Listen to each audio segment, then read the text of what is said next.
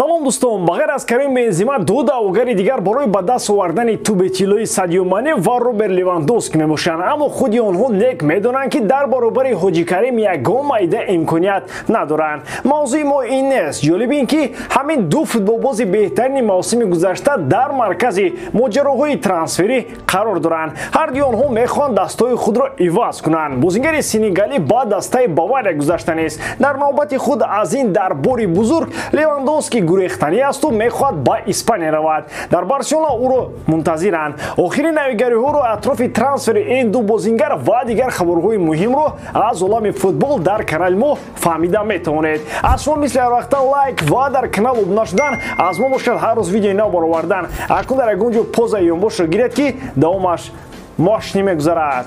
дӯстон, бозиҳои мунтахабҳо дар ҷӯшу хуруш аст, махсусан лигаи миллатҳо, ва имрӯз низ як қадор рақобатҳо моро интизор мебошад. барои бозам ҷолибтар гузарондани ин бозиҳо шумо метавонед аз хизматрасониҳои 1x истифода баред. дар он ҷо ҳамвақт коэффициентҳои баланд, бонусҳои гуногун шуморо интизор аст. ҳамчунин нафароне ки то ҳол регистратсия надоранд метавонанд дар аввалин пардохт бо промокоди AMG 0777 соҳиби $100 бонус гарданд. ссилкаи бозӣ дар комментария. ба ҳама муваффақият. Юрген Клоп акнун бояд дар андешаи он бошад ки Садио Манеро чӣ гуна метавонад иваз намояд. таври пештар ба шумо хабар додем, Мане бо эҳтимоли зиёд аз Ливерпул рафта ба дастаи Бавария пайваст мешавад.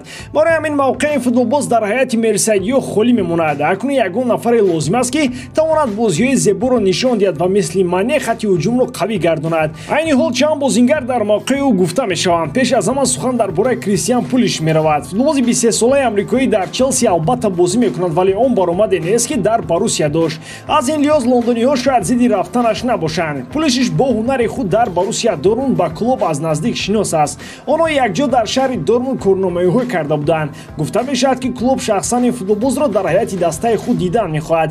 коршиносони футбол бар он ҳастанд ки Пулишиш дар Ливерпул бозии хуб нишон дода наметавонад. сатҳи ӯ дар Челси маълум шуд. ва аммо биёед сари ин масъала андеша кунем. Стариш ва Суарез ҳам ситораҳои саршинос набуданд, вале дар Ливерпул ба сатҳи олӣ баромаданд. дар даврони Клоп бошад бозингароне ки ба Мерсайд меоянд мавқеи худро дар ҳаят пайдо мекунанд. трансферҳои Клоп беҳуда нестанд ва ҳамеша ба нишон мерасанд.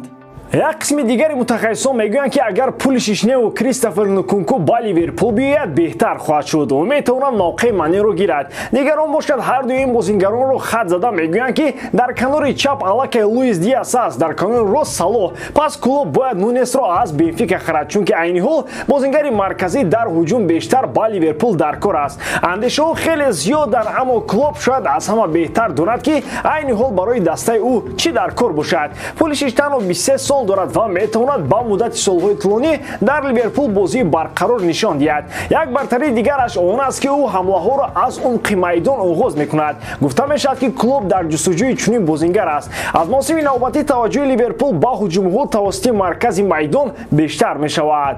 дар серия А Италия дар мавсиме ки сипарӣ шуд, на танҳо Теми Абраҳам кашфиёт шуд. дар баробари ӯ як бозингари дигаре ҳам буд ки дурахши ӯ имсол боз ҷилои бештар дошт. ин Ҷовани Симеоне мебошад. дар хабарҳо омода аст ки писари Диого Симеоне метавонад ба Ювентус гузарад. ба фикрам Ҷовани Симеоне ба он сатҳе расидааст ки дар хабарҳо ӯро бе номи падараш ёдовар шаванд. ба ҳар ҳол 17 голро дар серия А ҳар касу нокас зада наметавонад. ин ҳам дар ҳолест ки бозингари мазкур дар дастаи мисли Верона бозӣ карда буд. шояд агар ин тим дар мусобиқоти аврупоӣ ҳунарнамоӣ мекард, намлагари аргентинӣ боз чанд голи дигар ҳам мезад. хулоси гап, ӯ арзанда аст ки дар дастҳои сатҳи баландтар рақобат намояд. аслан ин футболбоз таҷрибаи хуби бозӣ дар дастҳои Италия дорад. Кальяри, Фиорентина ва Верона асостарини онҳо мебошанд. айни ҳол бозингари мазкур ба дастаи Кальяри тааллуқ дорад. мавсими гузаштаро ӯ дар сафи дастаи Верона ба ҳайси бозингари иҷоравӣ гузаронд. пас аз он ки дастаи Кальяри аз рухати серия А бенасиб шуд, метавонад бо бархе аз бозингаронаш падруд гӯяд. яке аз чунин футболбозон Ҷовани Симеоне ба ҳисоб меравад. ба сатҳи пасттар рафтани дастаи номбурда ба нархи бозингари аргентинӣ ҳам таъсири худро мерасонад. акнун ҳамлагари 26-сола 15 миллион евро арзиш дорад. барои Ювентус чунин ҳамлагарони ҷавон ки гол зада метавонанд хеле лозиманд. Симеоне дар рафти мавсими гузашта 17 гол зад ки баробар бо Теми Абраҳами Рома мебошад. албатта воимаи Абраҳам бештар аст, аммо Симеоне ҳам арзандаи таърифост. баъд аз ҳама ин натиҷаҳои хуб, шумори дастҳои талабгор ба ин футболбози ҳуҷумкор боз ҳам бештар шудаанд. аз Ҷовани Симеоне бештар танҳо 3 бозингар дар серия А гол заданд ки ҳамаашон дар дастаи топ 6 бозӣ мекунанд. Ин ҳам дар ҳоле аст ки дастаи Верона дар мавсими сипаришуда бисёр бозии суперҳуҷумӣ надошт. Муносибатҳои Ромелу Лукаку бо Премер-лигаи Англия дуруст нашуданд. Ӯ дар ин кишвар муваффақ шуда наметавонад. Албатта метавон омори 43 ҷамъи 12 ӯро дар ҳайати дастаи Эвертон ба хотир овард. Аммо ин дар асри санг буд. Мушкилии Лукаку дар он аст ки ба ҳайси суперистора ӯ худро нигоҳ дошта наметавонад. Ӯ ба Челси ҳамчун яке аз ҳамлагорони беҳтарин омад, вале интизориҳоро бароварда карда натавонист. Ин бори якум нест. Қаблан дар Манчестер Юнайтед ҳам айнан ҳамин ҳолат буд. Футболбози белгитабор нишон дод ки одобаш ҳам хуб будааст. Дар миёнаи мавсим ба Интер бармегардам гуфтани ӯ мисли арӯсакони нав буд ки дар хонаи хуштоманаш истода наметавонад. Ин ҳам дар ҳоле ки бозии Лукаку дар сафи лондониҳо ягон маъно надошт. Ба ҷои мубориза бурдан дар ҳайати асосӣ ба гиряву нола медарояд. дар ин равзанаи трансфери Лукаку мехоҳад ба Интер баргардад. ӯ аллакай дар ин бора ба Инзаги гуфтааст. Сармураббии Интер ҳам зидди ин трансфер нест, вале нерадзуриҳо барои баргардондани ҳамлагар ягон пул сарф намекунанд. онҳо мехоҳанд Ромелуро танҳо ба иҷора гиранд. худи Лукаку ҳам мехоҳад ки ба арендаи бепул равад ва аз Челси иҷозат пурсида нест. тибқи хабарҳо Тухел ӯро дастгирӣ хоҳад кард ва барои рафтанаш зид нест. ва аммо мушкилӣ дар он аст ки барои ҷалби ин бозингар лондониҳо пули калон сарф карданд.